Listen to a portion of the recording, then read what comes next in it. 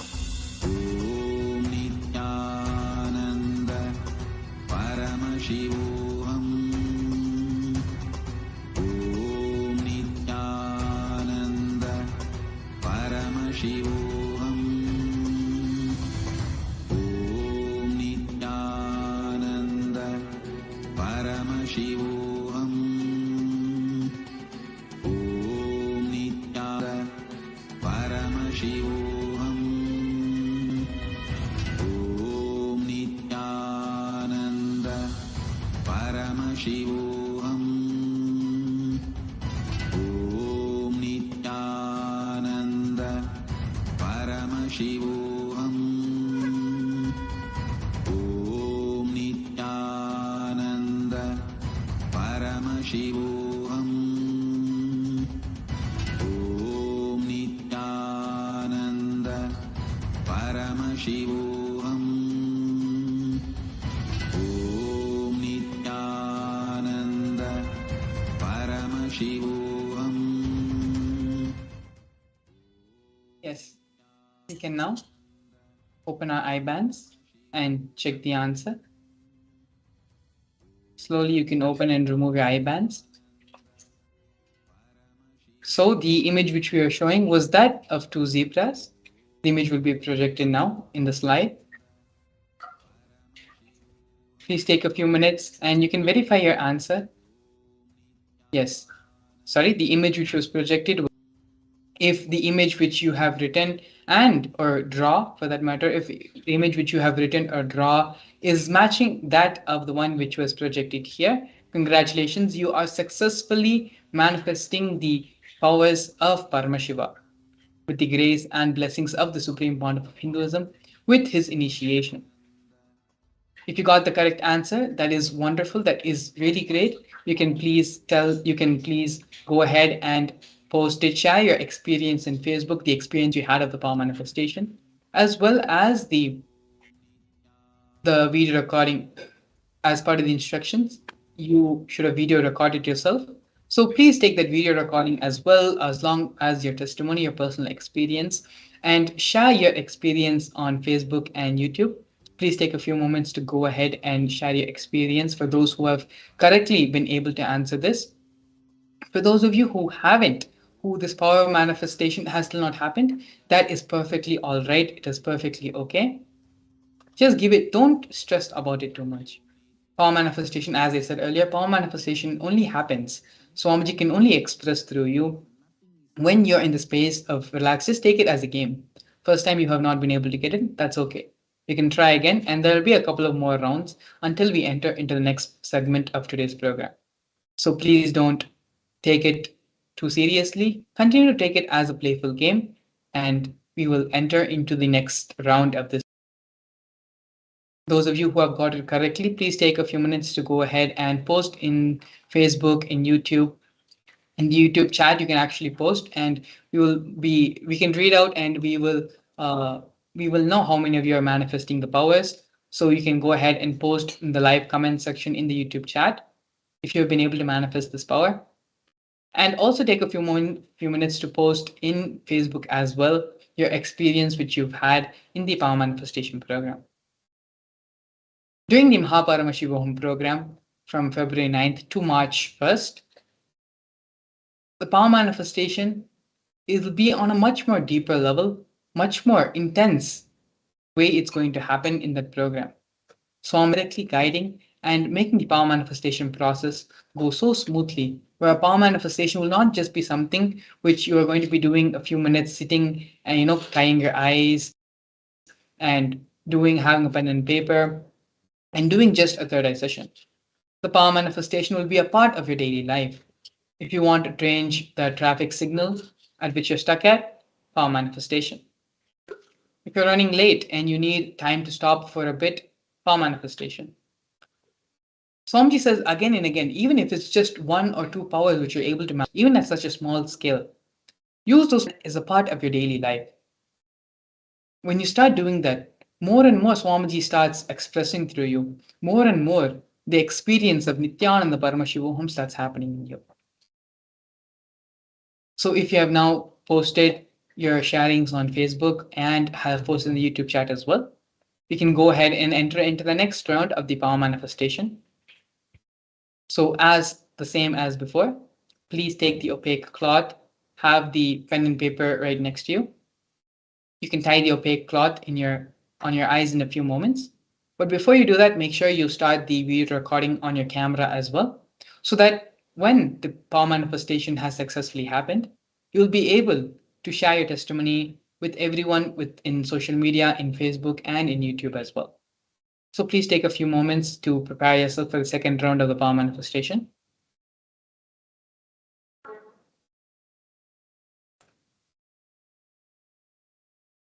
Yes.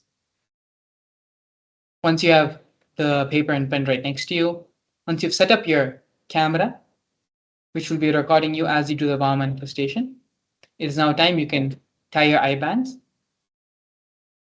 Once you all have tied your eye bands, we'll be projecting the next image for the second round. And as always, chant the Mahavakya mantra. Connect with Swamiji. Remember all the blissful moments you've had with Swamiji, all the sacred, intimate moments you've experienced with Swamiji. It could be casual conversation, it could be doing a question answer session during the Inner Awakening program or during the Paramashivam program. It could be one of the Darshan experiences you would have had with Swamiji.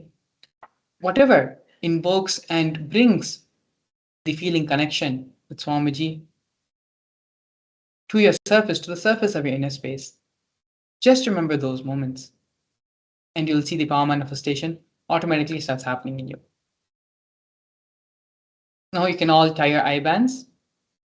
We'll be entering into the second round of this process. Please start chanting the Mahavakya mantra. Om Nithyananda Paramashivam. Om Nithyananda Paramashivam. Your form is dissolved into his form. All my disciples, now I am initiating Salokya Mukti, Samipya Mukti, Sarubhya Mukti, Sayujya Mukti. Om Nithyananda Paramashivam. Om Nithyananda Paramashivam. Om Nithyananda Paramashivam. Om Nithyananda Paramashivam. Om Nithyananda Paramashivam. Om Nithyananda Paramashivam. Om Nithyananda Paramashivam. Om Nithyananda Paramashivam.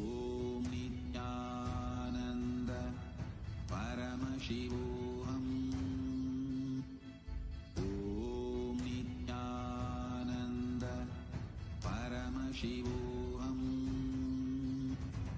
Om Nithyananda Paramashivam. Om Nithyananda Paramashivam. Om Nithyananda Paramashivam. Om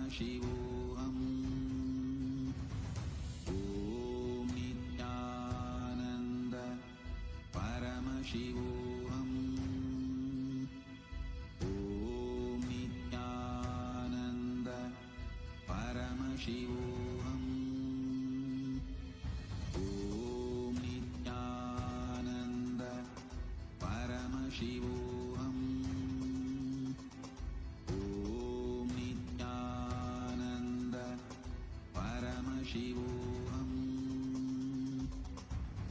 Om Nithyananda Paramashivam. Om Nithyananda Paramashivam. Om Nithyananda Paramashivam.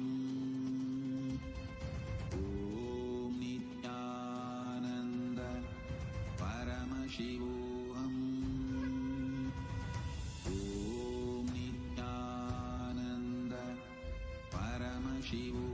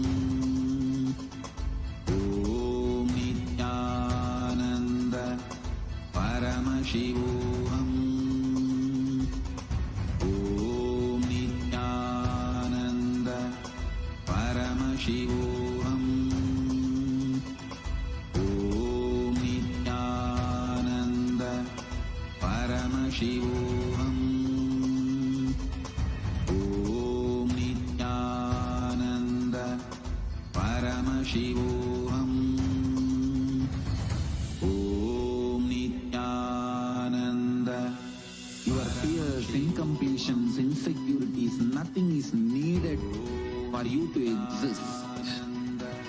Paramashiva alone is enough for you to live absolutely, blissfully, celebrating, fulfilled, complete, intensely. Paramashivam. Om Nithyananda Paramashivam. Om Nithyananda Paramashivam. Om Nithyananda Paramashivam. Om Nithyananda Paramashivam. Om Nithyananda Paramashivam. Om Nithyananda Paramashivam.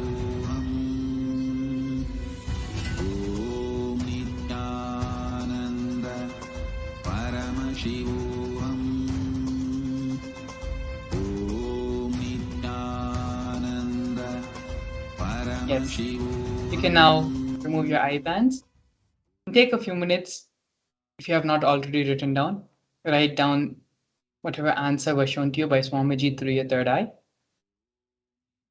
Take a few minutes now, slowly you can remove your eye band and pen down the answer given to you through your third eye, given by Swamiji. Now we can compare the answers and see if the answers are correct. The answer is going to be projected right now in the screen.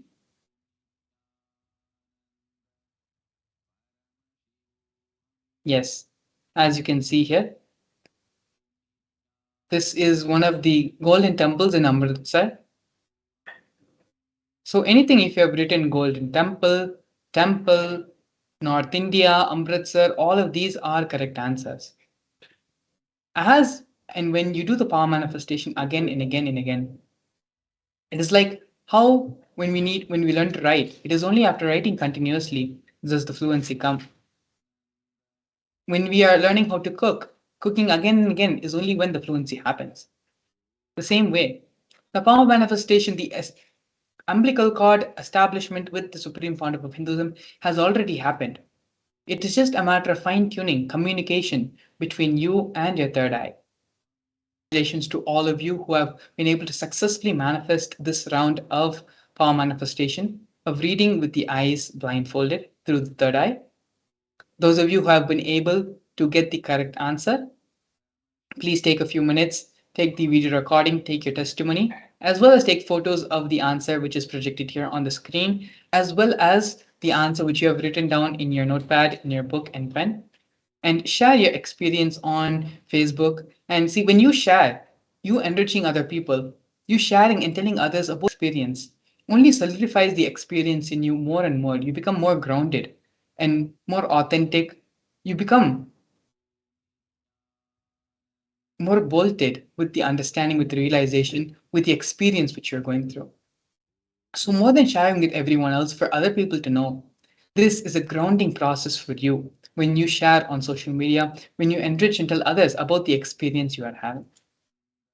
Please take a few minutes and share on the social media, share on Facebook, share on all the platforms you're active on, share the amazing experience of our manifestation you're having. In the next segment, we're going to be learning about the Nithyananda Gotras. What is the science of Gotras? Those of you who have been born and brought up in a traditional Hindu family would have already heard about the science and concept of Gotras. All of us, every single one on this planet, has originated from some or the other Gotra. The Gotra is actually a very powerful, very beautiful, and very unique, which is there only in Hinduism, where our great rishis knew the science of embedding knowledge into our very DNA. Apart from the crores and crores of source books which have been recorded and maintained, apart from the knowledge system from guru to disciple vocally, our ancient enlightened Hindu masters knew the science of embedding the knowledge, the whole knowledge, into our very DNA. Which Gotra you are pertains to the knowledge branch, to the knowledge science which can be awakened in you. Now, we're going to be watching a series of satsangs, a series of videos. Hinduism sheds light on the science of Gotra and how the Gotra science can be practically applied in our lives. So for those of you who have successfully completed the power manifestation and were successfully able to manifest these powers of Paramashiva, congratulations to all of you. Take a few minutes now to share in the social media, share in all your various public platforms. And once you're done with that, you can come back and sit in a space of deep restful awareness, deep listening. Anytime we listen to a satsang, listen to Swamiji, we should always bring ourselves back from the space of hearing to the space of listening. Satsang is not an ordinary place where Swamiji, where someone is just talking something in your hearing and just acquiring the knowledge about it. When Swamiji gives the satsang, it is not just the words he's transmitting, it is the energy also which gets transmitted through the satsang. The initiation, diksha, happens as the satsang. To imbibe and to receive this diksha, it can happen only when we move from the space of hearing to listening. So now, in the space of listening, let us enter into the satsang.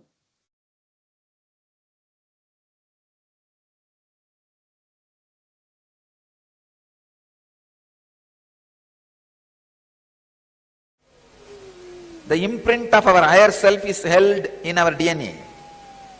We carry our lineage from other planets and other areas of universe in our DNA. The imprint of our earthly ancestral lineage is also held within our DNA.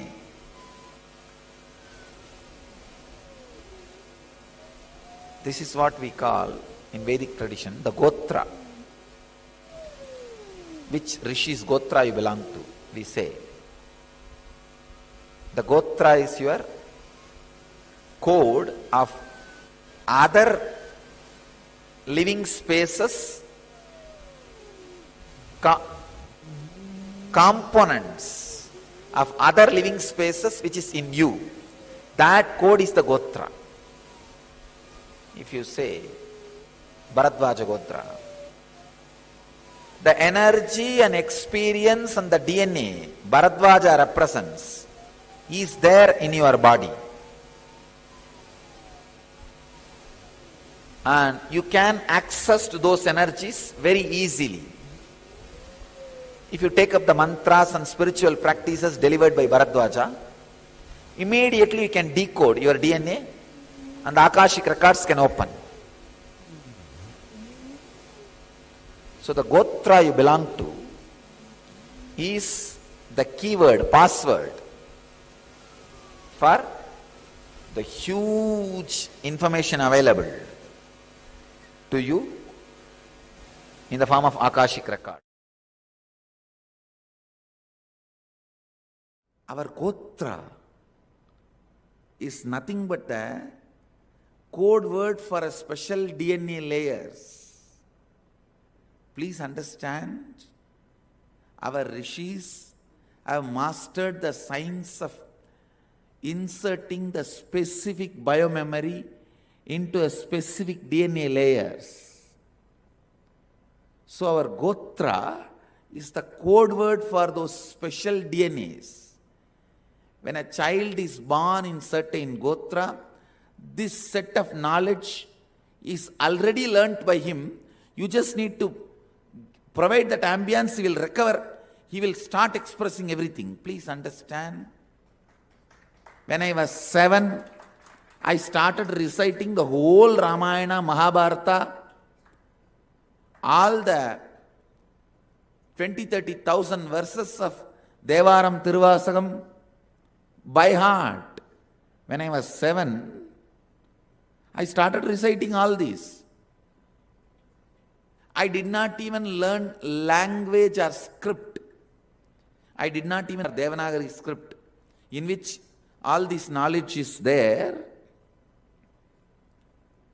I was not even able to read Devanagari script or Tamil script, but I can recite all the thousands of verses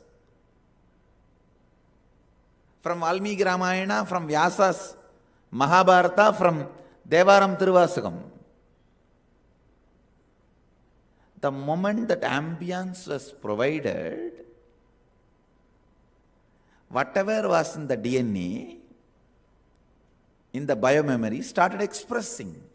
So the Gotras are the code word for DNA. We are a civilization created for enlightenment. When somebody is not complete in this Janma, he will take the birth in the next Janma in the same family and ambience and will start where he has left and continue his journey. So our civilization is created for that. The Gotra system was created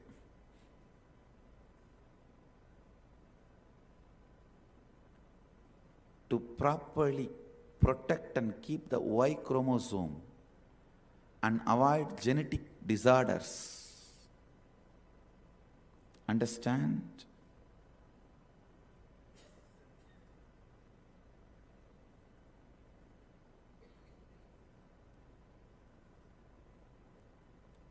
to avoid the genetical disorders, and to protect and preserve Y chromosome, and above all, to protect all the major knowledge branches. Many of the knowledge branches have been preserved in the DNA. By God's grace, Mahadeva's grace, we are almost there. We are almost there.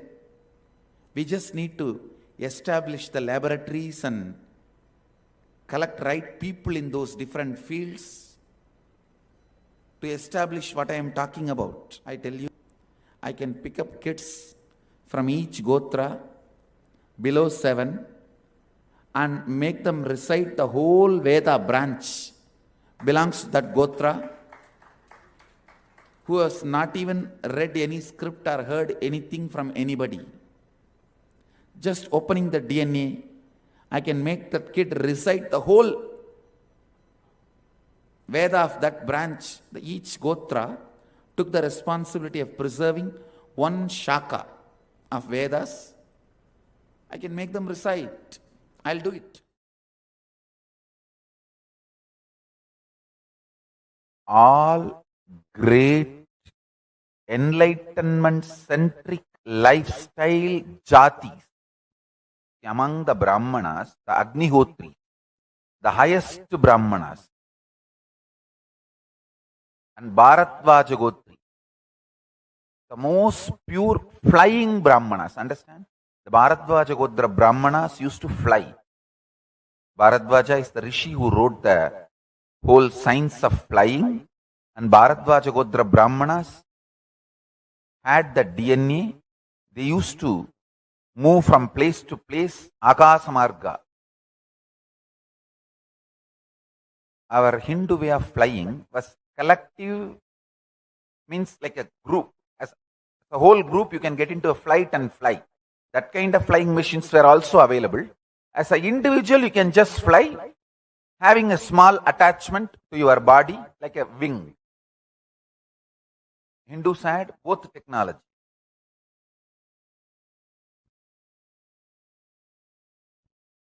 Individually, you can fly, and you can go with a group or a team. Both mechanism we had. Bharadvaja Gotra Brahmanas used to have this flying signs as their regular lifestyle. All these, the highest level among the Saiva Velalar, Adisaiva Velalas, and among the Jains, the top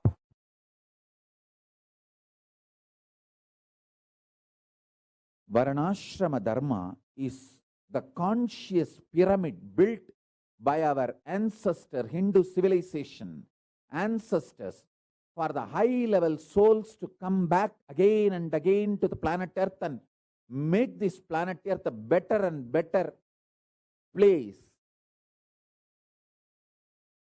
Expertise in every field is consciously stored in the ecosystem of Varnashrama Dharma.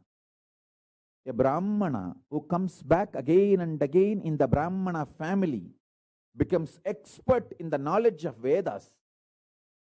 A soul which comes back again and again in the field of, in the family of Vaishya becomes expert in administering the economy and keeping the society rich. The soul which comes back as a Vaishya in Vaishya family again and again keeps the justice. He masters the science of keeping the justice and keeps it intact.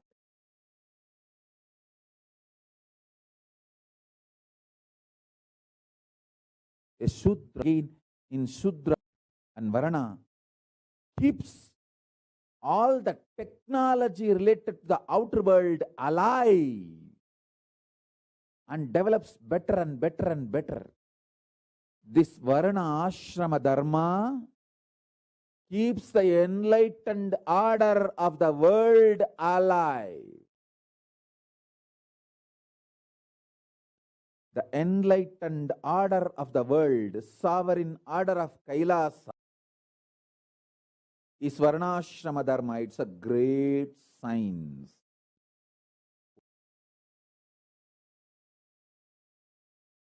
It is such beautiful system where the responsibilism is encouraged. The way you take responsibility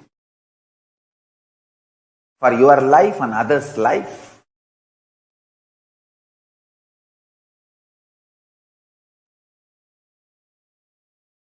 Decides your varna and ashrama.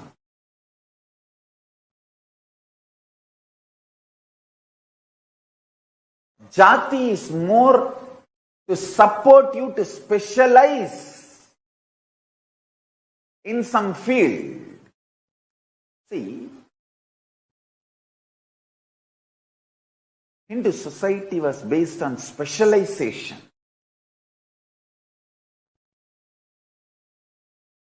A Brahmin specializes in that knowledge. So he has all the updated understandings and specialization in that field.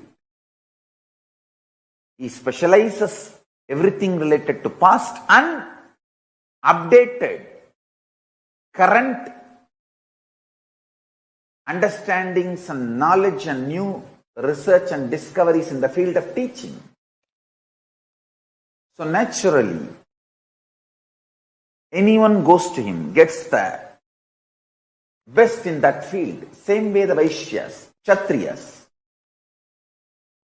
So the family by birth gives you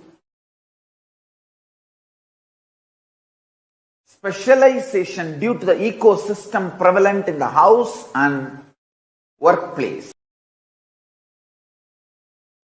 And then you can choose your varna. Understand? Brahmins were also working. Kshatriyas were also studying. Shudras were also teaching. It's all absolutely interdependent.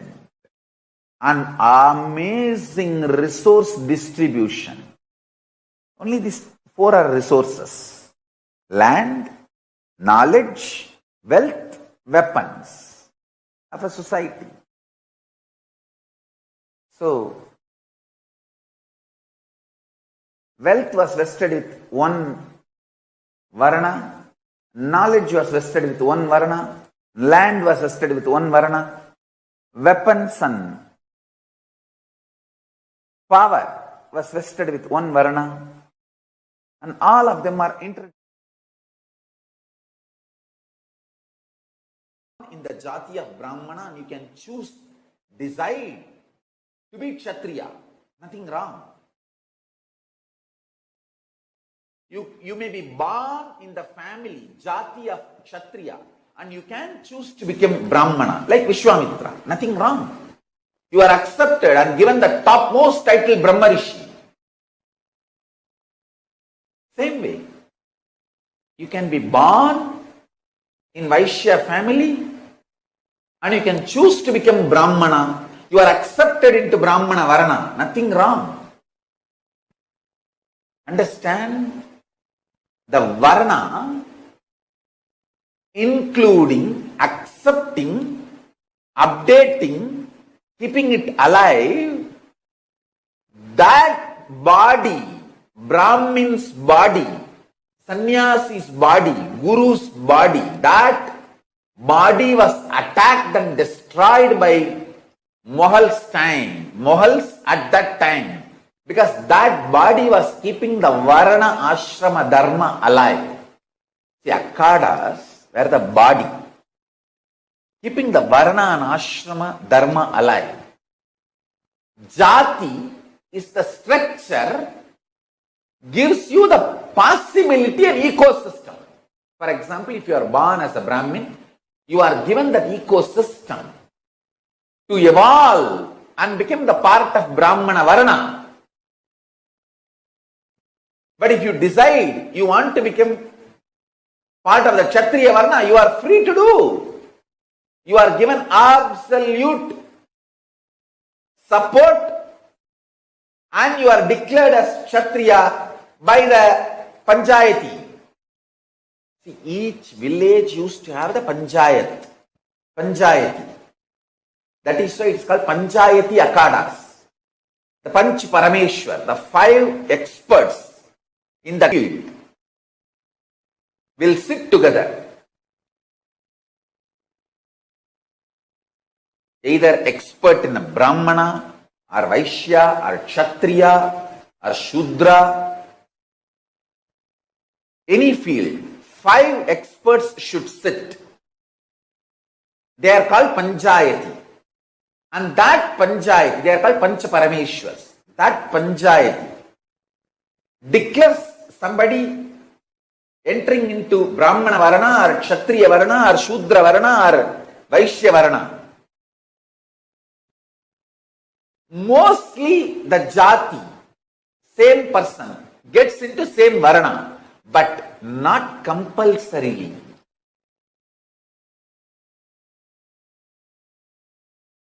Not just astronomical happenings, even the planes of various existence.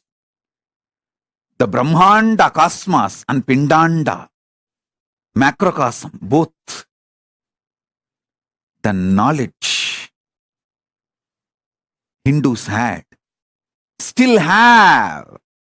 Fortunately, even if a last Brahmin boy is alive, the whole Hinduism is alive in his DNA. Our masters know the science of keeping the whole knowledge in the DNA. Give me a single last Brahmin boy living. I'll make him repeat the whole Vedas from his DNA. He may not even heard the word Vedas in his life. I can just put him in Samadhi, unclutched state. He will repeat the whole Chaturveda without missing a single line. Give me one single Brahmin girl.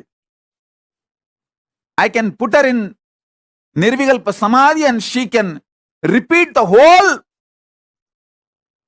Hinduism's art, the field of temple, all the science related to homemaking,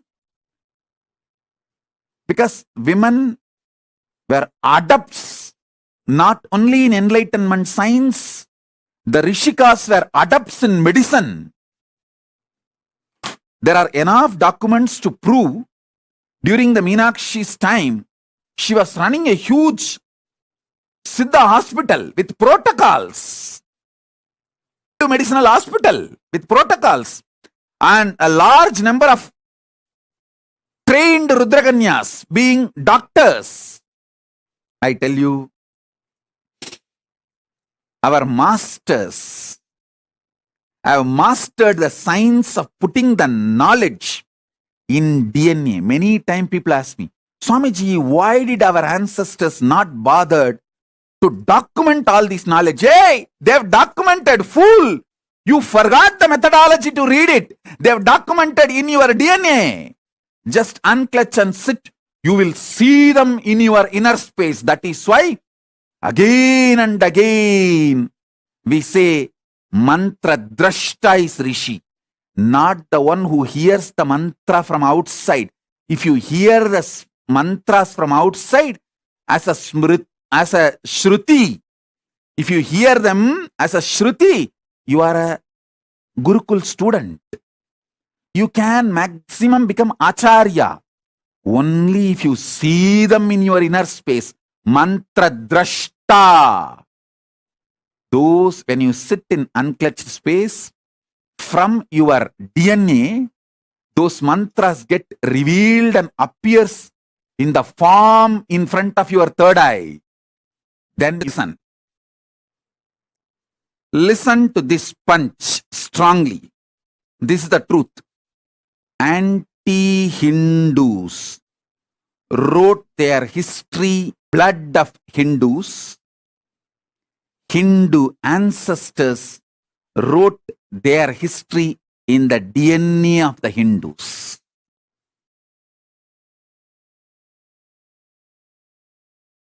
What is it that constitutes an enlightened being as enlightened being? The DNA. Please understand the one line, a simple line, decision to be big.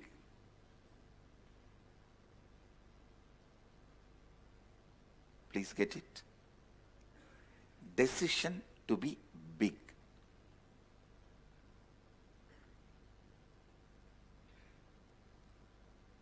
Decision to be bigger than anything you know.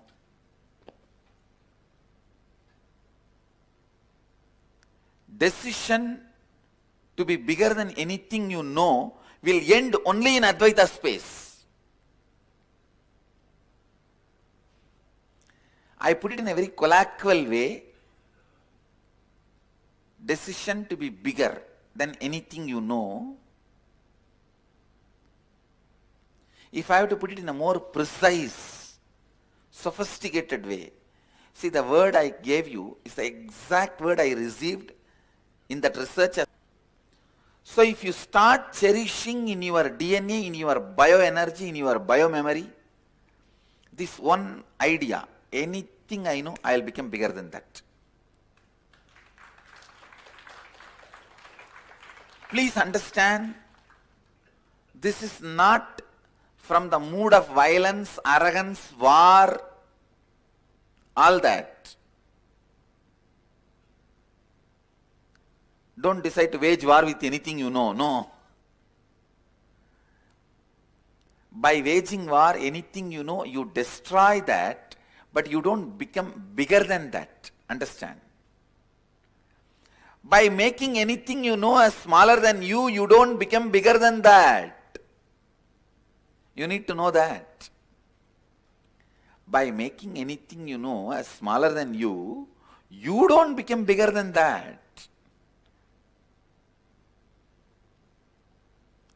So Alexander can never become great. Napoleon can never be great. Understand? I put it in a very colloquial term. If I have to put it in more precise, refined term, authenticity. Whatever you know as you should stand with this one idea, whatever I know, I'll become bigger than that.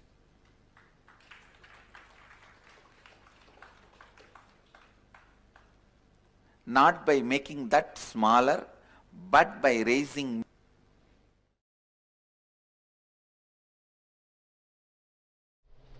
Oh humanity, I am ready with the science. Come, become new species. Understand, till now,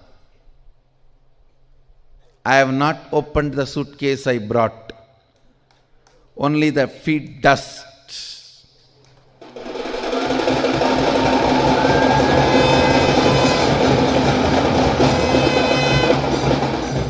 The dust of my podcasts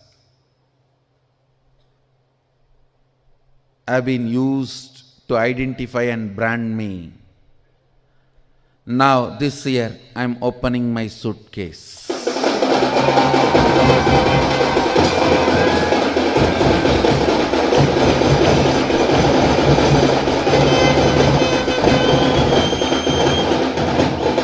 New species are the first product I am taking out of my suitcase.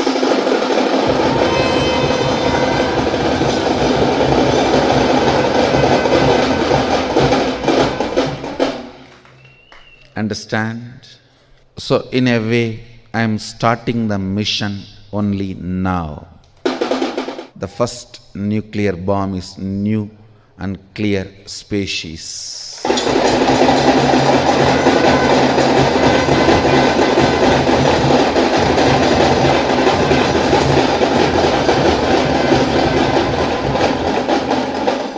I'll shock and surprise humanity by demonstrating this new DNA, which will be named as Nithyananda DNA.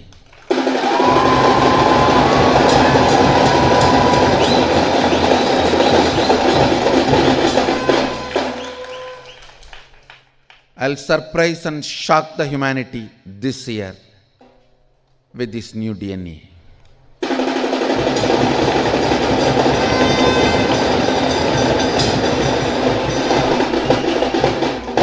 It is literally new DNA. Don't think it is growth of the human beings. No. It's literally new DNA. And first time released in the universe.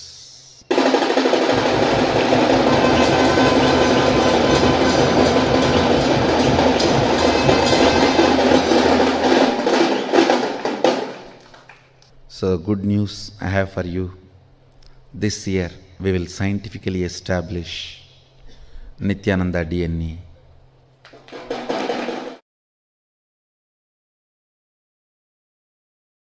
DNA. Give a child to me, to the Gurukul. If you are grown up and they are not listening to you, they are making their own decisions, don't worry. Plan for one more baby. From your DNA, when a child reaches the Gurukul and gets the experience of power manifesting, enlightenment, lives this tapas life towards enlightenment, not only the child reaches Mahakailasa, you also reach Mahakailasa. It's like it triggers you straight. Unimaginable good things are done to you. That is why many times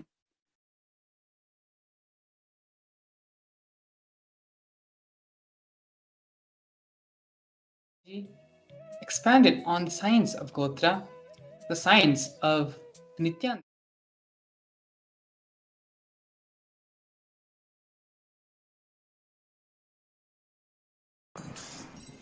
let you all open all your three eyes.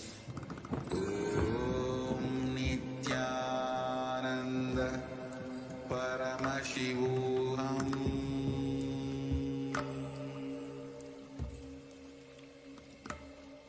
Om Nithyananda Paramashivam.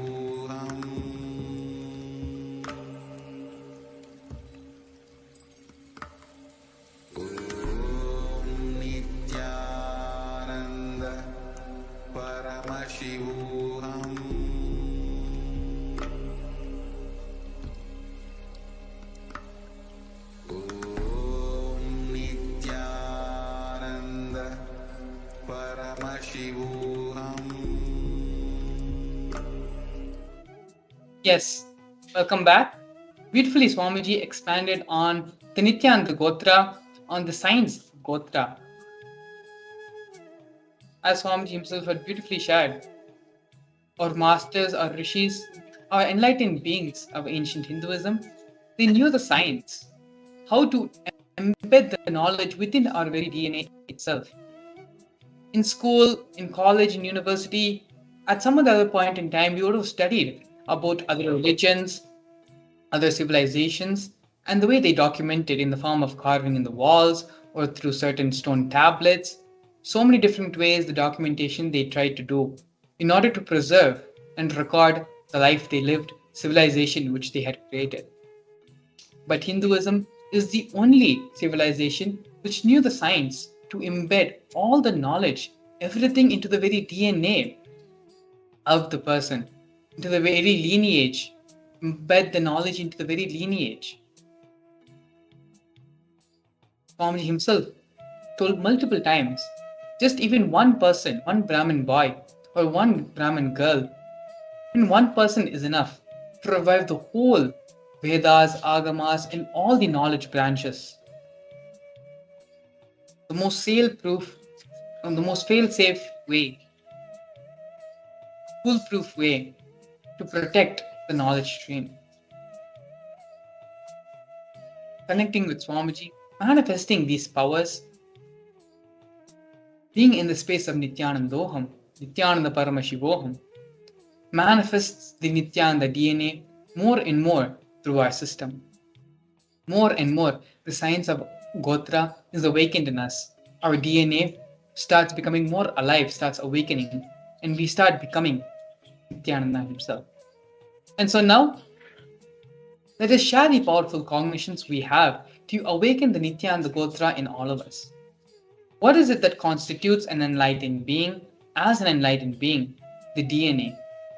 Please understand, it was that one line, simple line, decision to be big. Please get it. Decision to be big. Decision to be bigger than anything you know. So if you start cherishing in your DNA, in your bioenergy, in your biomemory, this one idea, anything I know, I will become bigger than that. If I have put it in a more precise, refined word way, it is authenticity. Internalize this truth and post your cognitions, the powerful cognitions that you had from this such series of satsangs. But Swamiji spoke about the Gotra system and share it in the Facebook. There are multiple truths Swamiji revealed throughout the series of discourses of satsangs.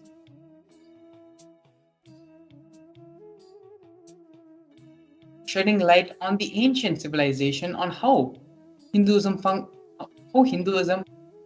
fundamentally functioned and why it was such a thriving society for so many generations. Discarding and clarifying debunking many of the false rumors and misunderstandings which we have about the Gotra system, about the Jati system, about the Varna and caste system. From everything which Supreme Pontiff of Hinduism shared now, take a few minutes and pen down all the powerful cognitions that we had, all the understandings which we had. Take a few minutes now, sit and pen down all the powerful cognitions.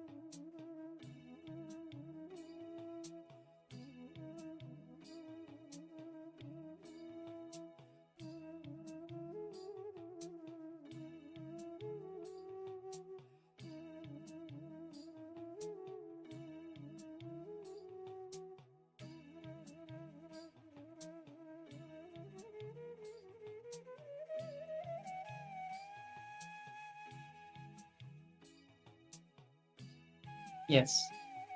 Now, with these powerful cognitions about the Nithyananda Gotra, about how the Nithyananda Gotra can be directly applied in your practical life.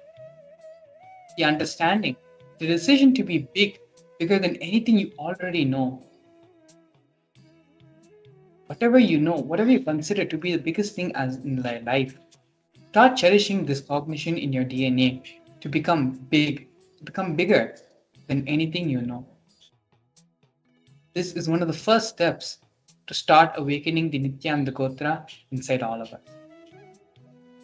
Now, with all the powerful cognitions you have penned down, let us now sit, share these powerful cognitions on the social media, share these powerful cognitions in Facebook. As I mentioned earlier, Swamiji says, when you share, when you teach others about these powerful cognitions, these powerful truths, only then the learning is completed. The first 25% of learning happens when you listen and cognize these truths from the avatar, from the master. The second 25% happens when you internalize, sit with yourself and pen down, internalize, do the manana. The third 25% happens when you discuss, have the vakyata satas with the other people, with the other peers, and everyone else who's in the same process as you are in. And lastly, sharing in the social media, which completes and gives you the complete cognition about the truth which we are discussing, about any powerful cognition for that matter. And so now with this, we're going to be entering into the next segment, which is the power manifestation. With this powerful cognition, with the awakening of the Nithyananda Gotra in all of us, we're going to be manifesting the power of clairvoyance. Pair up with a partner for the power manifestation and ask your partner to think of an image and write it down on a piece of paper. Once your partner is ready, you can connect to Swamiji, visualize Swamiji in your third eye, and chant the Mahavakya mantra. Do the samyama of visualizing a light ball in your third eye center. In the space of oneness with Swamiji, chant the Mahavakya mantra, and whatever answer is revealed to you in your third eye, pen down.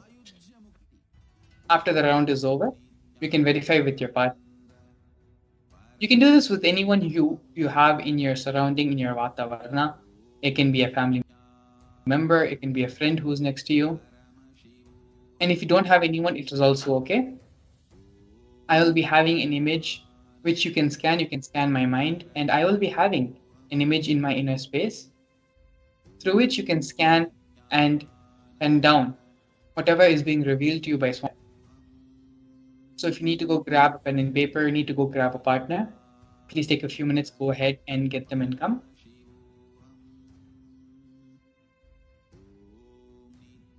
You should have a partner. If you don't have a partner, it's okay. You can scan whatever I have penned down and kept for the power manifestation process. Connect with Swamiji. Visualize Swamiji in your third eye center and start chanting the Mahavakya mantra. Let us enter into the power manifestation session. Om Nithyananda Paramashivam. Nithyananda Paramashivam. Om Nithyananda Paramashivam. Om Nithyananda Paramashivam. Om Nithyananda Paramashivam. Om Nithyananda Paramashivam. Om Nithyananda Paramashivam. Om Nithyananda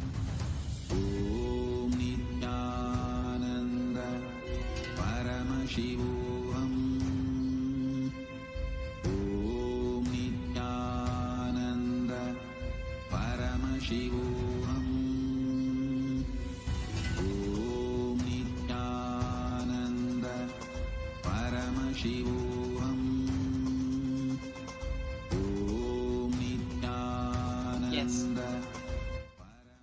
can now check and compare the answers.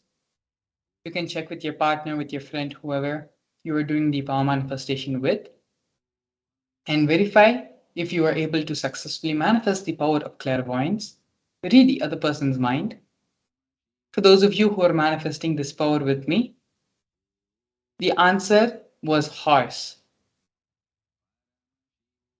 The image which I was keeping and I had penned down and was holding in my inner space for all of you was horse. Of you who have been able to successfully manifest this power, congratulations to all of you for successfully being able to manifest one more of the powers of Paramashiva. Over this past 1.5 hours to 2 hours of segment, we have manifested 2 to 3 powers, different powers till now. Swamiji says when you manifest these powers, not just during the power manifestation segment, but as a part of your daily regular life, whatever you're doing in your life. If you're talking to someone, talking to a client, talking to your business partner, or someone who you know, just try in a very playful way. Try to see through your third eye and convey what the person is trying to convey even before they utter it in their own words. If you have manifested the power of third eye reading, then try to see what is behind a certain wall when you're about to take a turn, what may be the wordings on the next building. Just like how we continuously use our phones, our devices for different purposes. Phones do not no longer serve the single purpose of calling or communication anymore. It serves a variety of different purposes which we use on an everyday basis. Our third eye, our inner space, these powers of Paramashiva are just more devices, more tools in our toolkit, which we can use on a daily basis. Take the example of a phone or device itself. While these features are available to call and send text messages, now you can do a wide variety of things with the device now, with the phone now. The same way is the third eye. Know that you have been able to communicate with your third eye. Swamiji is able to manifest through you. You are able to have Swamiji expressed through your being as many times as possible, as much as possible through your daily life. Try to manifest these powers again and again and again in a very simple, playful way. More and more, you will start realizing, you'll start seeing, you yourself will be surprised how much of Paramashivoham, the Paramashivatva Tanmay, the Paramashiva Tanmay will start expressing in you. That this will start.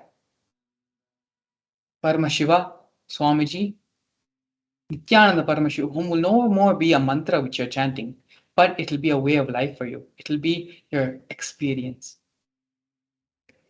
It is this experience all of us during the Paramashivam program.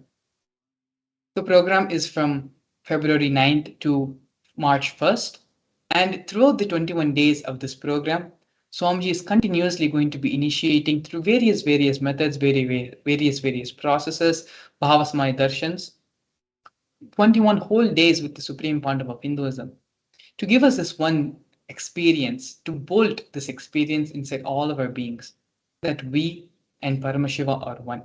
We and Swamiji are one. And so to register for the program, for the Paramashivam program, the link is being projected below, as well as the QR code where you can scan and sign up for the Paramashivam program. This is once in a lifetime opportunities. Yes, this program is not the first program which is being conducted, but the experience will be completely different, completely new. As Swamiji says, enlightenment is the ultimate, but it is not the final.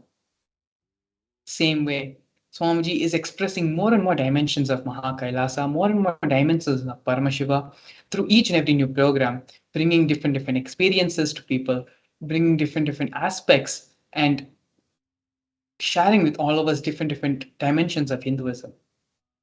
So don't miss out on this Shivratri Paramashiva. And so with this now, we'll be having a short break, after which we'll be continuing the next segment of today's program. Thank you for staying tuned. We'll be back with you after a short break. Since the beginning of time and space, Bhagavan Paramashiva, the all-powerful, all-pervasive, and all-knowing ultimate superconscious existence, revealed in the Vedas and Agamas, the source scriptures of Hinduism, the truths about himself and the manifested universe and its multidimensional and simultaneously existing dimensions and worlds, also known as parallel universes or vertical time zones. त्रुट्यादि प्रत्ययस्यार्थ कालो माया समुद्भवः. The Kala Tattva, which gives rise to the knowledge of various time zones and parallel universes such as Truti and others, is originated by Ananteshwara from the impure Maya. Bhagavan Paramashiva mentions that as we experience the various higher states of consciousness, we simultaneously experience the various time zones associated with them. We get transported to the parallel universes and experience the other dimensions of our own existence, of our own personality. Listen. Suvarloka is all about stable bliss. Absolute health and stable bliss. Maharloka is all about the highest peak possibilities. Jana Loka is the place where you can exist in multiple bodies at a time. You experience oneness as the super reality. Tapaloka is that last struggle you go through. Sometimes you know you are Paramashiva, sometimes you just slip off, but again you say, I am Paramashiva. That space is the Tapoloka, an absolute surrender. Whether I am remembering, I am manifesting Paramashivatva, or I am deluded, I surrender both to Paramashiva. When you take that decision, you are lifted to Brahmaloka. Move to the Brahmaloka. The deep surrender lifts you to Brahmaloka. Then from there, you move to Parandama, Vaikunta, and Kailasa, then Mahakailasa itself. The key to unlock these parallel universes is hidden in the spine of the human body. Human beings, only human beings on this planet Earth are empowered, hardwired, capable of migrating to parallel universe. Understand? Your spine is not only hardwired, capable of fueled, charged to lift you off to different parallel universes. Sukritan manavo bhutva jnani chen mokshamapnuyat chaturashita laksheshu sharireshu sharirinam namanushyam vina yatra tattvahanantu labhyate. Of the 8.4 million bodily forms, the human body is the most important, for it is this form in which one gets knowledge of the essence. This knowledge of essence cannot be attained in any other form other than human. The possibility you have need to be told to you. Understand? Even though animals have spine, because the majority of the time they spend horizontally, the spine is not capable of getting fuel with a subtle fuel called ojas. The ojas need to be filled. Since the beginning of time and space, Bhagavan Paramashiva, the all-powerful, all-pervasive, and all-knowing ultimate superconscious existence, revealed in the Vedas and Agamas, the source scriptures of Hinduism, the truths about himself and the manifested universe and its multidimensional and simultaneously existing dimensions and worlds, also known as parallel universes or vertical time zones. त्रुट्यादि प्रत्ययस्यार्थ कालो माया समुद्भवः. The Kala Tattva, which gives rise to the knowledge of various time zones and parallel universes such as Truti and others, is originated by Ananteshwara from the impure Maya. Bhagavan Paramashiva mentions that as we experience the various higher states of consciousness, we simultaneously experience the various time zones associated with them. We get transported to the parallel universes and experience the other dimensions of our own existence, of our own personality. Listen. Suvarloka is all about stable bliss. Absolute health and stable bliss. Maharloka is all about the highest peak possibilities. Jana Loka is the place where you can exist in multiple bodies at a time. You experience oneness as the super reality. Tapa Loka is that last struggle you go through. Sometimes you know you are Paramashiva, sometimes you just slip off, but again you say, I am Paramashiva. That space is the Tapoloka, an absolute surrender. Whether I am remembering, I am manifesting Paramashivatva, or I am deluded, surrender both to Paramashiva. When you take that decision, you are lifted to Brahmaloka. You move to the Brahmaloka. The deep surrender lifts you to Brahmaloka. Then from there you move to Parandama, Vaikunta, and Kailasa, then Mahakailasa itself. The key to unlock these parallel universes is hidden in the spine of the human body. Human beings, only human beings on this planet Earth are empowered, hardwired, capable of migrating to parallel universe. Understand?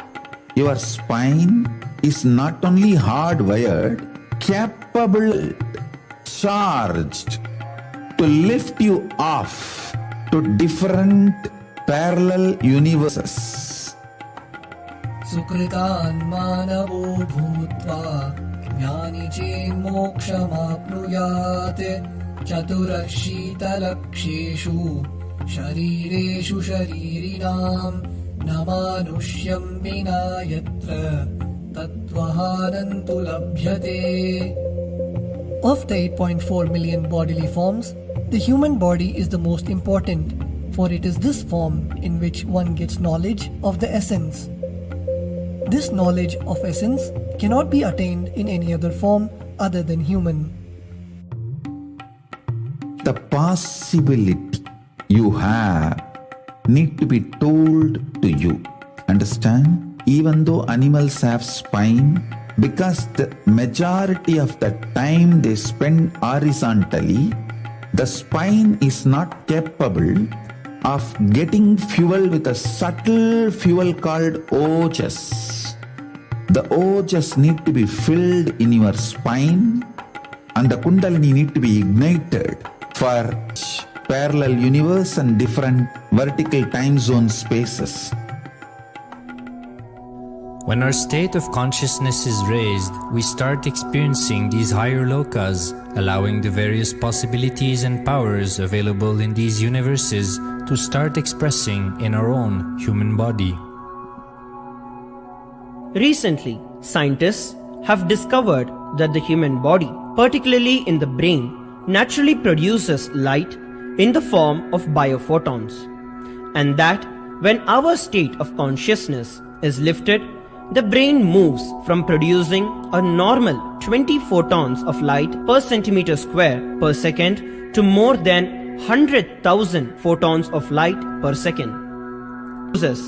That as we start to experience higher and higher states of consciousness, we start to produce huge amount of light, which is directly proportional and translatable to the amount of possibilities and powers that start to manifest on this plane, as well as the freedom from pains and sufferings experienced by beings in lower states of consciousness. These higher lokas gives you various possibilities, powers. For example, imagine, visualize you going to a different country where the electronic gadgets are easily, freely available. So naturally, everything you can gain through the electronic gadgets will be available to you freely. Same way, Kamadhenu, Karpaga Vriksha, Parijata, all these are like different gadgets, possibilities available in different lokas. Please understand, a permanent, irreversible power manifestation from the upper lokas is possible. Once these possibilities and powers start to express in the human body on the Bhuloka, our present plane, we reach a point of no return, where the cognitive shift which happens in us about who we are and what is the reality hidden behind this perceivable world frees us from the deluded ideas we have about ourselves and the life in the cosmos. The moment your consciousness is empowered to access and to exist in the parallel universe, no force in this Bhuloka, planet Earth, can torture you, abuse you, suffocate you. It is irreversible, permanent enlightenment, irreversible, permanent empowerment. In the source scriptures of Hinduism, the Vedas and Agamas, Bhagavan Paramashiva reveals about the importance of being initiated by a guru who is fit of giving initiation for us to raise into the various states of consciousness and experience the higher time zones.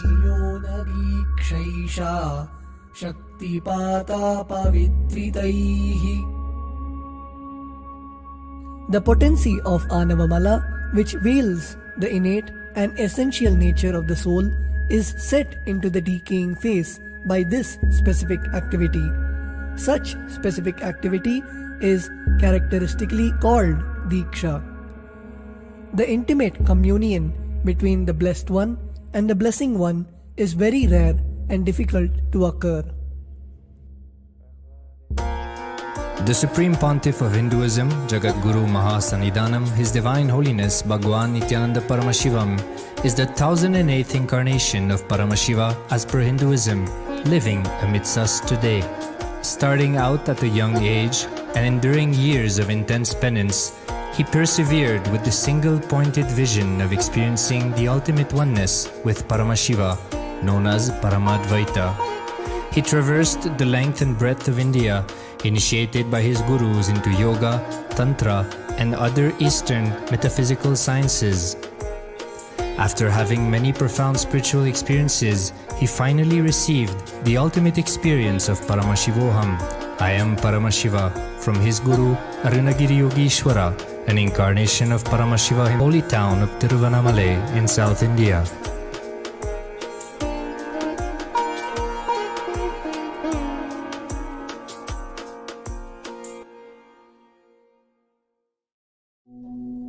The brain is the body's most complex organ, containing more than 100 billion neurons, each of them in chemical and electrical conversation with up to 10,000 other neurons. Its sheer capacity to process the various happenings of life is astonishing. The scientific studies on the Supreme Pontiff of Hinduism's brain remarkably shows that the complexity presents no difficulty for the Supreme Pontiff of Hinduism in managing his brain's activity. The Supreme Pontiff of Hinduism's capacity to control his brain is very fluid. He can easily shift his brain function and alter his brain waves, allowing the travel into various time zones possible and effortless. The results from the scientific studies conducted on the Supreme Pontiff of Hinduism showed that the human body and brain is able to choose to alter the body and to travel to other dimensions at will. The possibility for people to experience the healing capabilities as well as the higher states of consciousness is an event of immense benefit for human. The science of altering the rates and progression of many physical diseases, mental instabilities, and ultimately the superconscious breakthrough has now been made available and achievable for today's humanity. The Supreme Pontiff of Hinduism is a bridge between the visible and the invisible.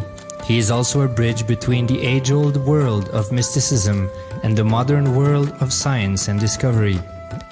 As brain research continues on a widespread basis, and as we appropriately bring the phenomena of mysticism into the realm of science for further study, we are taking strides on the path of physical and mental health as well as superconsciousness.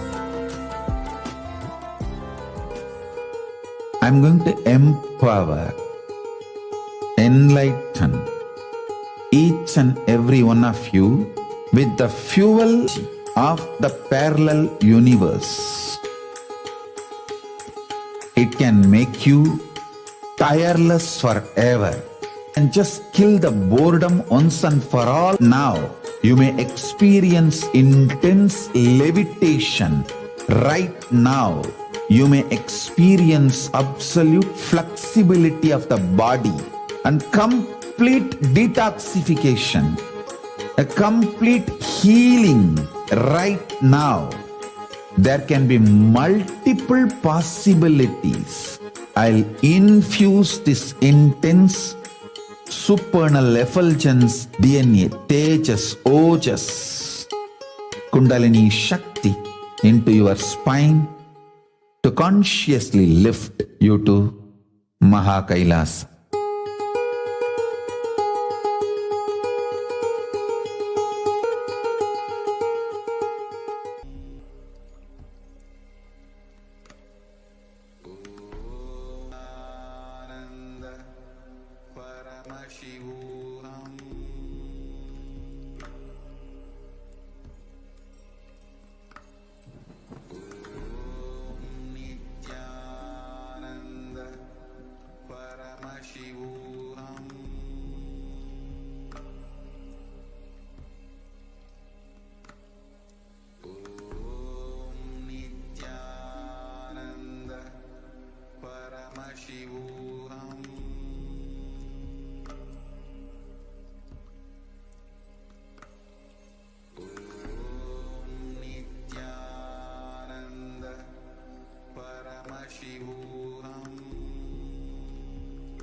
Nithyananda Paramashivam Kevalam Jnanam Gandhatitam Bhagavan Tattvasyadilaksham Ekam Nityam Vimalamachalam Sarvadi Sakshibhutam Bhavatitam Guruvarahitam Tatgurutam Namami.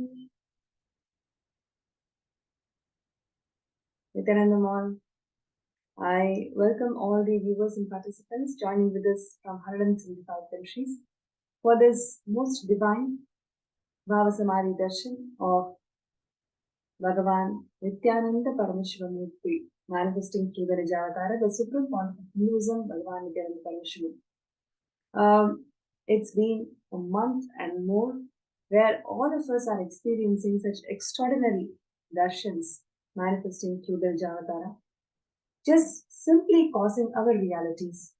Whatever we want to manifest in this life, the avatar has come down, the avatar has descended gracing us all with his extraordinary darshans, raising our Kundalini Shakti and helping us to manifest our realities.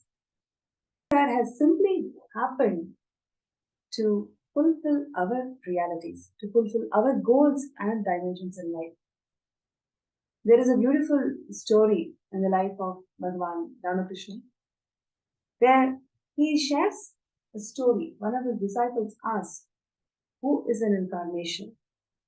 Bhagavan Sri Ramakrishna says, there is a village and man is walking and he encounters a huge compound wall. So he starts climbing up. And to his surprise, to the other side of the compound wall, there he finds a huge, beautiful garden. Something she has not even imagined. It was of extraordinary beauty. Then he just felt happy. He continued his journey. Then the second man comes. He comes with a friend. He also encounters this compound wall. Then he thought, okay, let me just climb up and see. And he climbs up and he sees exactly the same huge compound wall. And this time this man decided for some reason that he can't just hold to this extraordinary experience. He needs to share with people. So the one who was right next to him, he asked that person to climb up and he would show the entire compound wall. So he actually showed the whole compound wall. Then this friend became so grateful and thankful for what he has seen. Now, he just doesn't want to keep it to himself. He wants to shout and call the whole village to see what they have manifested. So in this story, the third person who shouted to the whole world, whole village, to come and see and experience this bliss, he is the incarnation. Incarnation is the one who has manifested the entire cosmos in his body. And this manifestation of the macrocosm in his body, with a sole determination that the reflection of his microcosmic body falls on all the human beings, for us to have that glimpse of what it means to be that superconscious mutant. What is it that really means when you declare yourself as a superconscious mutant? There is no more self-doubt, no more self-hatred, no more anything. It is only Paramashiva. You don't exist. It is only Paramashiva that you exist is the key that all of us must learn, cognize, and live it for us to cross this Maya, for us to break this Maya. So I request all the participants to take this moment to where all of us are getting ready, getting prepared for this extraordinary Bhava Samadhi Darshan, manifesting through the Nijavatara, the supreme point of Hinduism, Bhagavan Nithyananda Paramashivam. Let us all prepare ourselves to this moment. Let us really prepare ourselves to this moment where we can literally see our reflections. Our own reflections are getting manifested in multiple places. Just with your understanding, just with your decision to understand, you will see huge possibilities starts opening up within you. So, with that introduction, let us enter into the Bhava Samadhi Darshan.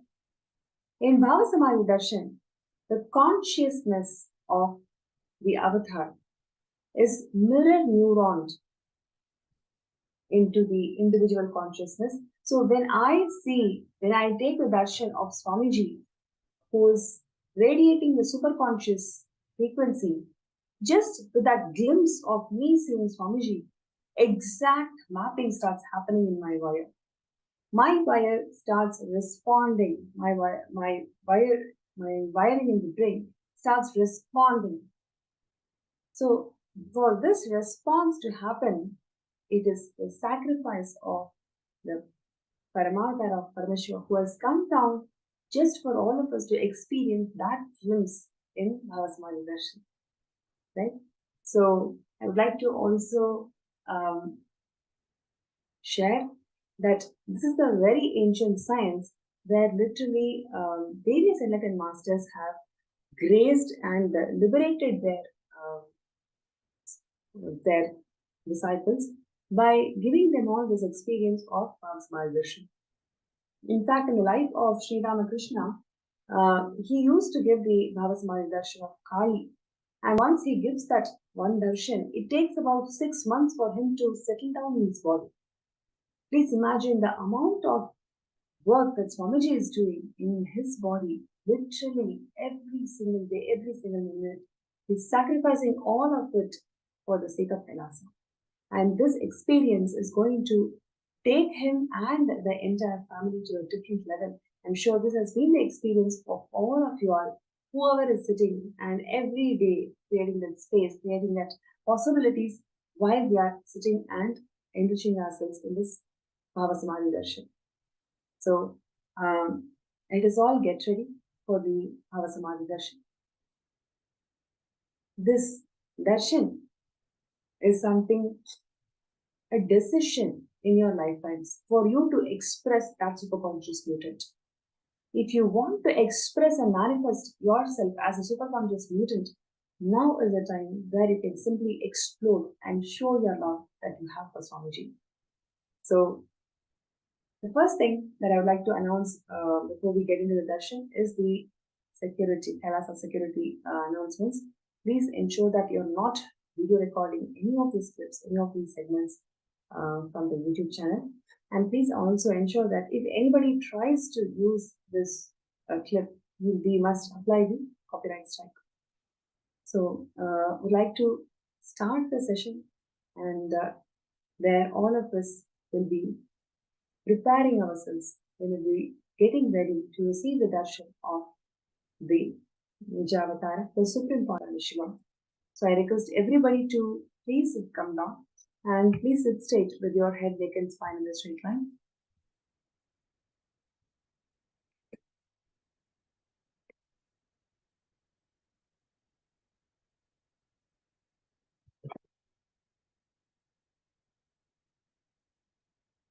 Yes, let us all connect with Swamiji, the Guru who has descended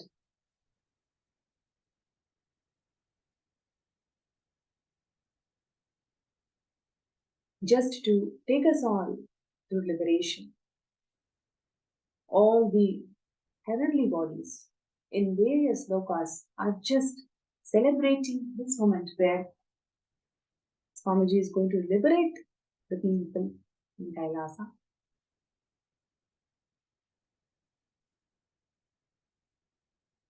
Yes. Now let us get ready. With your head, neck and spine in the straight line, please close your eyes.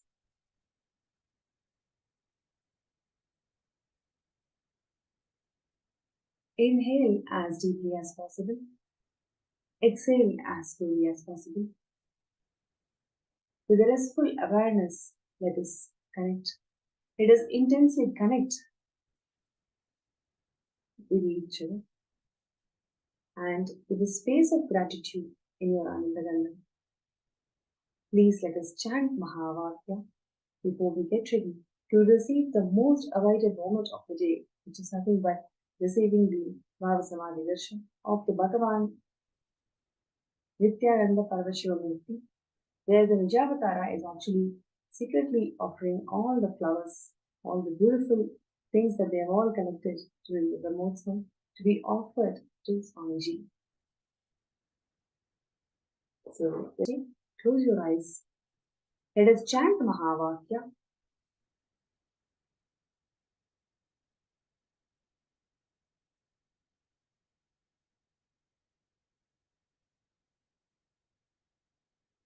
Please sit straight. Please close your eyes and let us chant the Mahavakya. Om Nithyananda Paramashivam. Om Nithyananda Paramashivam. Om Nithyananda Paramashivam. Connecting with the divine with your eyes closed is meditation. Connecting with the divine with your eyes open is darshan. Come, let us all now move from meditation to darshan. Slowly, very slowly, please open your eyes.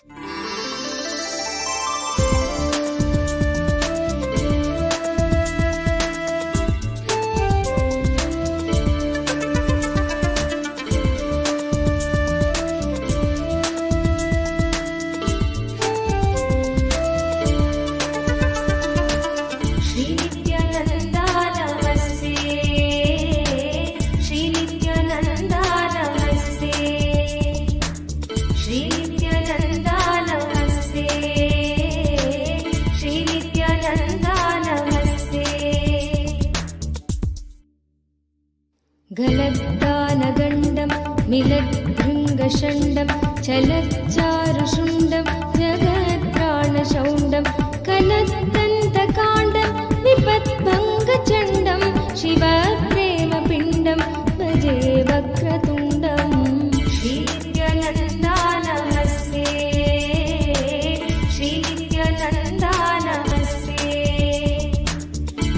श्रीनित्यानन्दा नमस्ते श्रीनित्यानन्दा नमस्ते अनाद्यन्तमाद्यं परं तत्त्वमर्थं चिदाकारमेकं तुरीयं त्वमेयं हरिब्रह्मभृग्यं परब्रह्मरूपं मनोवाहतीतं महर्षैवमीडे श्रीनित्यानन्दा नमस्ते श्रीनित्यानन्दा नमस्ते श्रीनित्यानन्दा नमस्ते श्रीनित्यानन्दा नमस्ते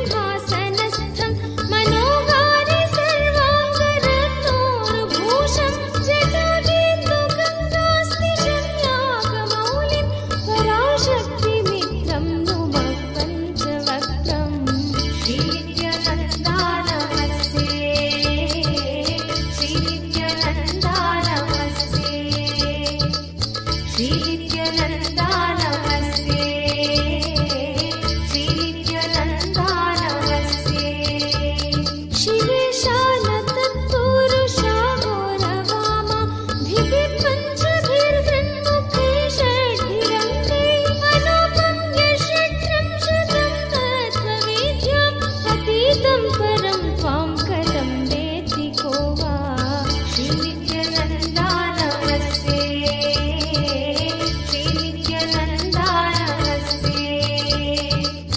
श्रीनित्यानन्दा नमस्ते श्रीनित्यानन्दा नमस्ते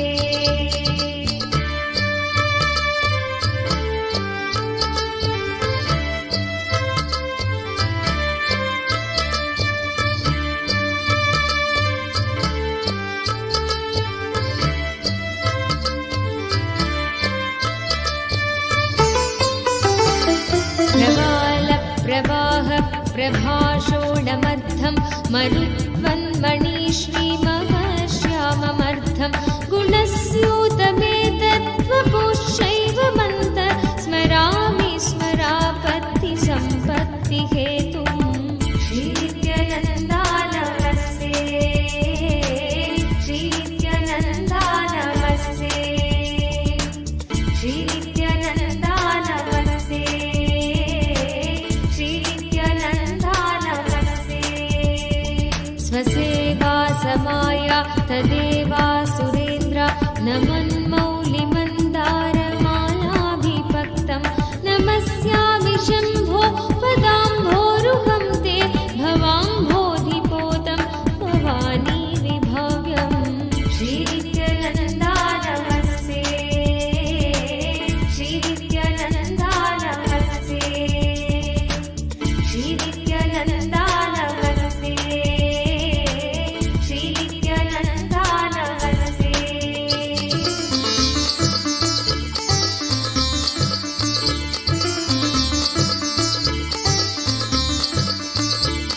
जगन्नाथ मन्नाथ गुरु नित्यनाथ प्रपन्नानुकम्पिन् विपन्नातिहारिन् महर्नाममूर्ते समस्तैकबन्धो नमस्ते नमस्ते पुनस्ते नमोऽस्तु श्रीनित्यानन्दा नमस्ते श्रीनित्यानन्दा नमस्ते श्रीनित्यानन्दा नमस्ते श्रीनित्यानन्दा नमस्ते विरूपाक्ष विश्वेश विश्वादिदेव त्रयीमूल शम्भो शिवत्रम्बरत्वं प्रसीद स्मरत्राणि प्रशावमुक्ते क्षमां प्राप्नुहित्य क्षमां रक्ष मोदात् श्रीनित्यानन्दा नमस्ते श्रीनित्यानन्दा नमस्ते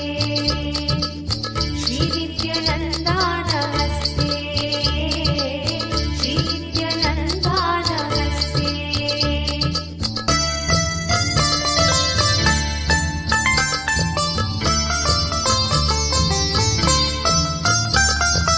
दयाशीलदेव प्रसीद श्रीनित्यानन्दा नमस्ते श्रीनित्यानन्दा नमस्ते श्रीनित्यानन्दा नमस्ते श्रीनित्यानन्दा नमस्ते वदन्यशरण्य प्रपन्नस्य नेति प्रसीद स्मरन्नेव गम्यास्तु दैन्यं न चेत्ते भवेद्भक्त वात्सल्यहानिस्ततो मे दयालो सदा सन्निधेहि श्रीनित्यानन्दा नमस्ते श्रीनित्यानन्दा नमस्ते श्रीनित्यानन्दा नमस्ते श्रीनित्यानन्दा नमस्ते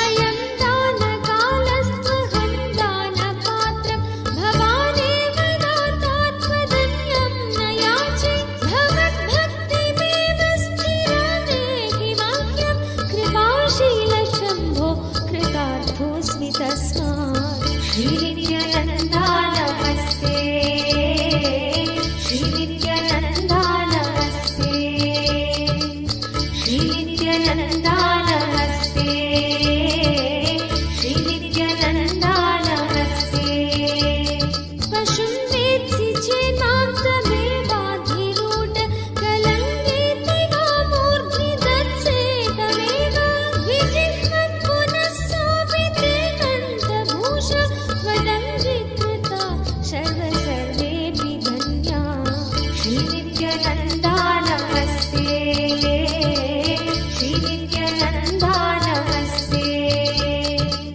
श्रीनित्यानन्दा नमस्ते श्रीनित्यानन्दा नमस्ते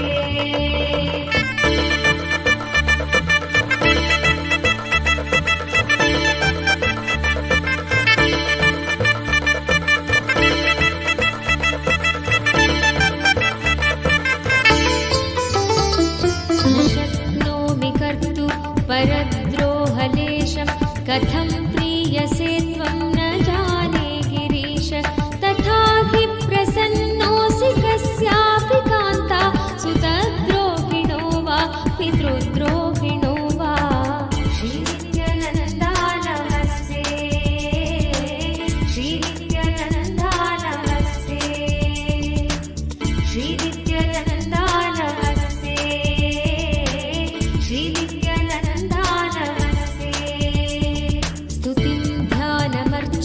यथा वाद्विधातुं भजन्नप्यजानन्महेशावलम्बे वसन्तं सुतं त्रातुमग्रे मृखण्डोर्यमः प्राणनिर्वापणं त्वत्पदाब्जम् श्रीनित्यानन्दा नमस्ते श्रीनित्यानन्दा नमस्ते श्रीनित्यानन्दा नमस्ते श्रीनित्यानन्दा नमस्ते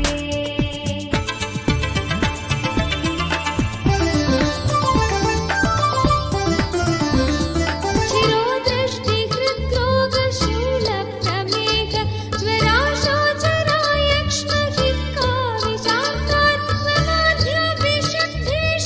ज्वराशोचरायक्ष्महिक्काविषान्तात्ममाध्यविशुद्धेशजन्मस्मशम्भो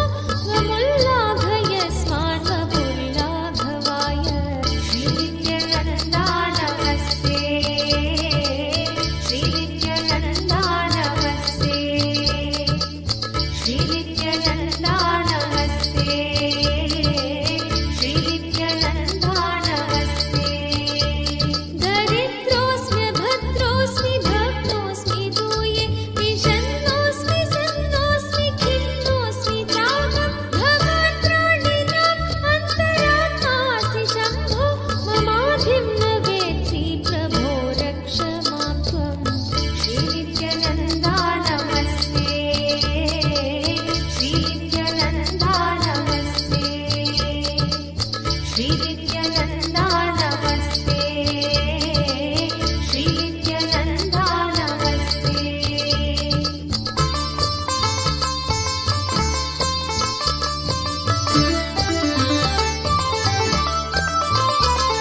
वदक्ष्णौ कटाक्ष पदेत्यक्षयत्र क्षणं श्मा च लक्ष्मी स्वयं तं वृणाते किरीटस्फुरच्चामरच्छत्रमाला कलाचिगजक्षौमभूषा विशेषैः श्रीनित्यानन्दा नमस्ते श्रीनित्यानन्दा नमस्ते श्रीनित्यानन्दा नमस्ते श्रीनित्यानन्दा नमस्ते भवान्यै भवायापि मात्रे च पित्रे मृडान्यै मृडायाप्यगग्ने मखग्ने नित्याग्यै नित्याग्ने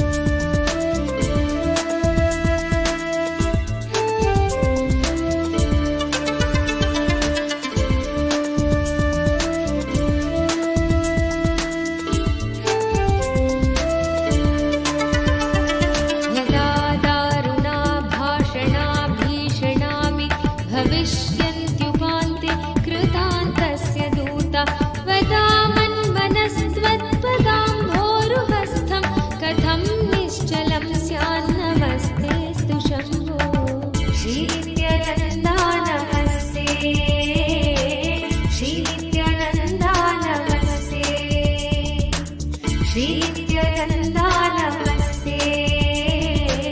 Shri Nithyananda Namaste. Yada durnivaravyathokam shayano luthannishrasannisruta vyaktavani tada jagnukanya jalalam kritam te jatamandalam manmano mandiram syat. Shri Nithyananda Namaste. Shri Nithyananda Namaste. Shri Nithyananda Namaste.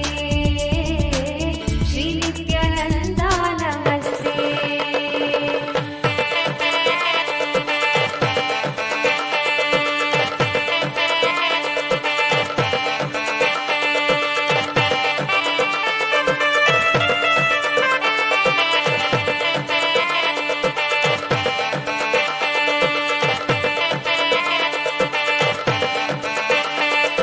यदा पुत्रमित्रादयो मत्सकाशे रुदन्त्यस्य कीदृशीयं व्रजेति तदा देवदेवेश नित्येश शम्भो नमस्ते नित्यायेत्यजस्रं ब्रवाणि. श्री नित्यानन्दा नमस्ते. श्री नित्यानन्दा नमस्ते. श्री नित्यानन्दा नमस्ते. श्री नित्यानन्दा नमस्ते. यदा पश्यता मामसौ वेति नास्मा नयं श्वासयेवेति वाचो भवेयो तदा धोतिभूषं भुजङ्गावनद्धं पुराणे भवन्तं स्फुटं भावयेयम्. श्री नित्यानन्दा नमस्ते. श्री नित्यानन्दा नमस्ते. श्री नित्यानन्दा नमस्ते. श्री नित्यानन्दा नमस्ते.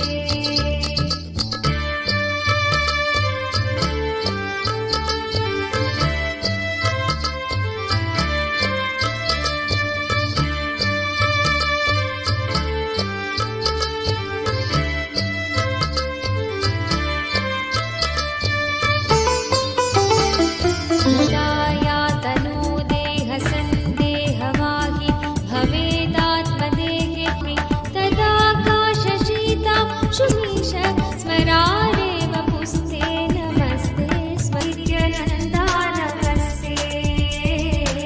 श्री नित्यानन्दा नमस्ते. श्री नित्यानन्दा नमस्ते. श्री नित्यानन्दा नमस्ते. यदा पारमच्छायमस्थानमद्भिर्जनैर्वा विहीनं गमिष्यामि मार्गं तदा तं निरुन्धन् कृतान्तस्य मार्ग नित्यानन्दमह्यं मनोज्ञं प्रयच्छ. श्री नित्यानन्दा नमस्ते. श्री नित्यानन्दा नमस्ते. श्री नित्यानन्दा नमस्ते. श्री नित्यानन्दा नमस्ते.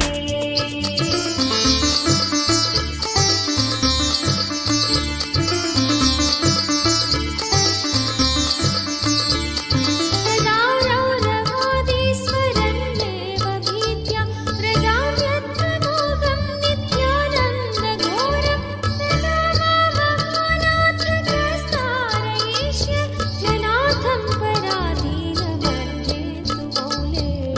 श्री नित्यानन्दा नमस्ते. श्री नित्यानन्दा नमस्ते. श्री नित्यानन्दा नमस्ते. श्री नित्यानन्दा नमस्ते.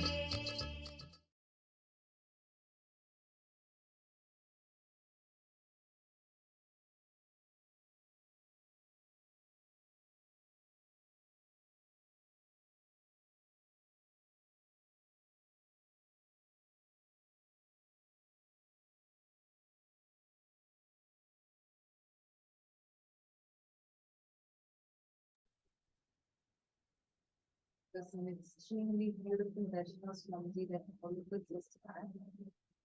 So beautiful to Swamiji.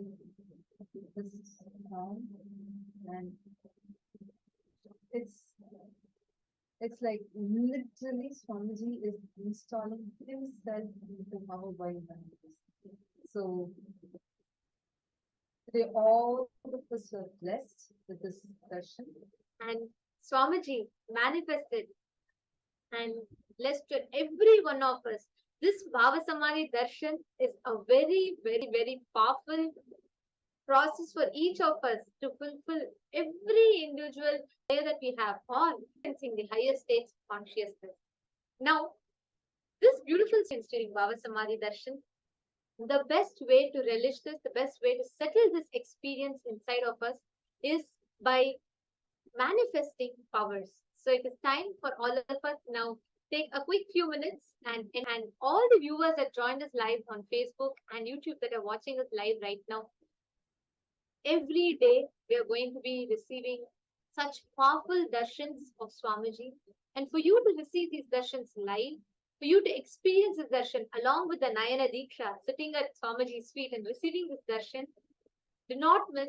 Sign up for Mahaparamashivam and attend. And everyone that is watching us on YouTube and Facebook, and all the participants that are there with us on the 5th of February, marking the auspicious occasion of Thaipusam celebrations, we are going to be having the Bhava Samadhi Darshan of Shanmukha Subramanya, the 6 faces of Subramanya, and we are going to be having the live Bhava Samadhi Darshan with your friends, family members. Invite all of them so they all can also join in experiencing this blissful darshan. So join and do not forget. And we thank all the participants that joined us live on YouTube and Facebook. And we welcome every one of you to join us all back again in the further darshans. And do not forget to sign up to experience the darshan live in the season and